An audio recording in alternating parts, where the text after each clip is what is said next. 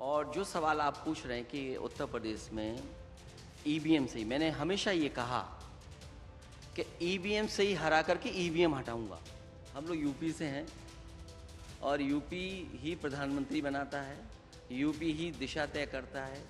ये जो 400 पार का नारा था, अगर उस गाड़ी को किसी ने रोका है तो यूपी की जनता का सबसे बड़ा योगदान है और पीडीए परिवार के लोगों का सबसे बड़ा योगदान है। ऐसे ही नहीं चुनाव हम लोग मुकाबला जीते हैं, कई वर्षों से हम लोग मेहनत कर रहे थे, उसकी वजह से ये परिणाम आया। ईवीएम में क्या हो रहा है, अभी उत्तर प्रदेश के 9 इलेक्शन में क्या हुआ है, तो फिर इसलिए तरीका इस क्या बहस है? ये एक दो कहीं घटनाएं हो जाएं उसकी वजह से आप ये पूरा का पूरा व्यवस्था नहीं, लेकिन सबसे भरोसे का, क्योंकि हम ये कहते हैं कि वोट बैलेट्स होगा, बैलेट से सरकार बदलेंगे। ईवीएम में गड़बड़ी है, इसका भी काट आप ही को ढूंढना पड़ेगा, क्योंकि इसी ईवीएम की बदौलत आप तीसरी सबसे बड़ी पार्टी देश की बने, 37 सीट आपको आई।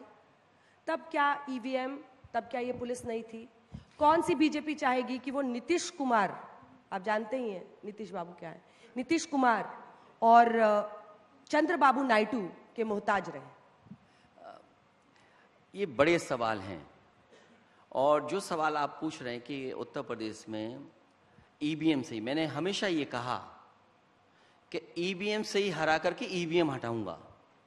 और मैंने लोकसभा में कहा कि अगर मेरी 80 से 80 लोकसभा जीत जाऊंगा तब भी मैं ईवीएम को हटाने के लिए आह्वान करूंगा।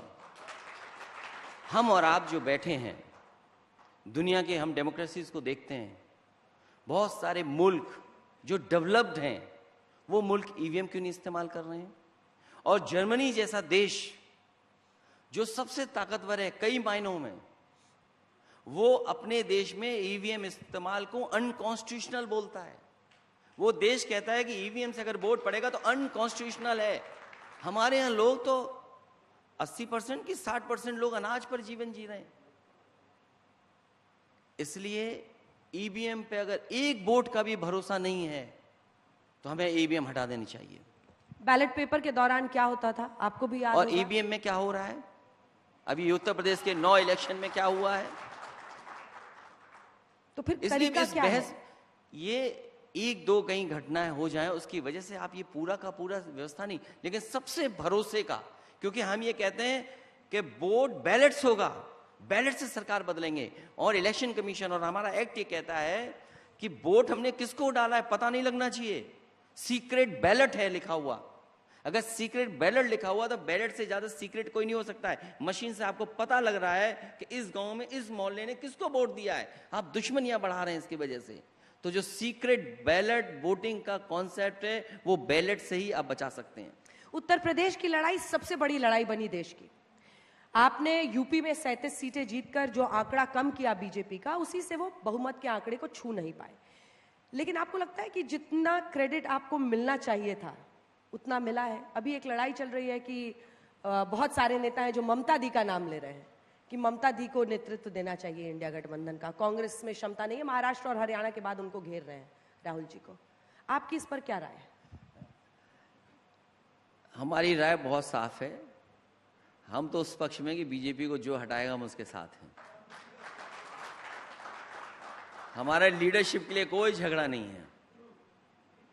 हम लोग यूपी से हैं और यूपी ही प्रधानमंत्री बनाता है, यूपी ही दिशा तय करता है। ये जो 400 पार का नारा था, अगर उस गाड़ी को किसी ने रोका है तो यूपी की जनता का सबसे बड़ा योगदान है और पीडीए परिवार के लोगों का सबसे बड़ा योगदान है। ऐसे ही नहीं चुनाव हम लोग मुकाबला जीते हैं, कई वर्षों से हम लोग मेहनत कर रहे थे, उसकी वजह से ये परिणाम आया है। कोई हमें क्रेडिट देता है नहीं देता है, लेकिन सबको पता है कि समाजवादी पार्टी वहां मौजूद है जो ऐसी सांप्रदायिक राजनीति करने वालों का मुकाबला करती रहेगी। समाजवादी पार्टी ने सबसे ताकतवर तरीके से लड़ाई की, दबे अंदाज में आपने बोली ये बात।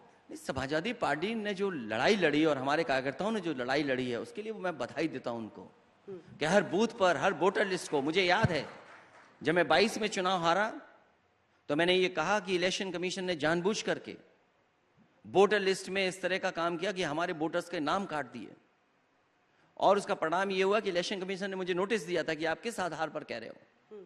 मैंने इलेक्शन कमीशन को 18,000 वोट जिन्होंने वोट डाला था उनके वोट डिलीटेड हुए, 18,000 वोट एफिडेविट के साथ इलेक्शन कमीशन को दिया है। अभी तक एक भी अधिकारी पर कार्रवाई नहीं हुई। अगर एक अधिकारी पर कार्रवाई हो जाएगी, उसी दिन पूरे उत्तर प्रदेश की वोटर लिस्ट कभी खराब नहीं होगी, एक भी वोट काटा नहीं जाएगा। पर अखिलेश जी, आपको कैसे पता चला कि ये 18,000 लोग आपके वोटर थे, और बीजेपी ये कैसे जान जाती है कि वो आपके वोटर हैं, उन्हीं का नाम हटाती है? क्योंकि ये आरोप मैंने ये लगाया था कि हमारे पीडीए परिवार के और खासकर यादव और मुस्लिम उन्होंने चिन्हित कर करके उनके वोट काटे थे। क्योंकि हम लोग इलेक्शन में रहते हैं तो वोटर लिस्ट का भी अध्ययन करते हैं, तो जब वोटर लिस्ट का अध्ययन करना पड़ता है तो सब चीजें पता होती हैं, कौन किसका वोट कटा है। और जो व्यक्ति गया वोट डालने और जब वोटर लिस्ट में उसका नाम नहीं था, जब उसने पॉलिटिकल पार्टी को शिकायत की, क्योंकि इलेक्शन कमीशन कहता है कि आपको BLA बनाना है, आपको बूथ लेवल एजेंट बनाती है पॉलिटिकल पार्टी, तो हमारा जब एजेंट रहता है वहां पर, वो देखता है कि हमारा वोट नहीं पड़ रहा है, वोटर लिस्ट में नाम नहीं है, तो शिकायत वहां से पता लगती है हमें कि हमारे बूथ पर हमारा जो पार्टी का एजेंट था, जो हमारा, उसने बताया कि आपका वोट नहीं पड़ पाया, इसका वोट वोटर लिस्ट से गायब किया है।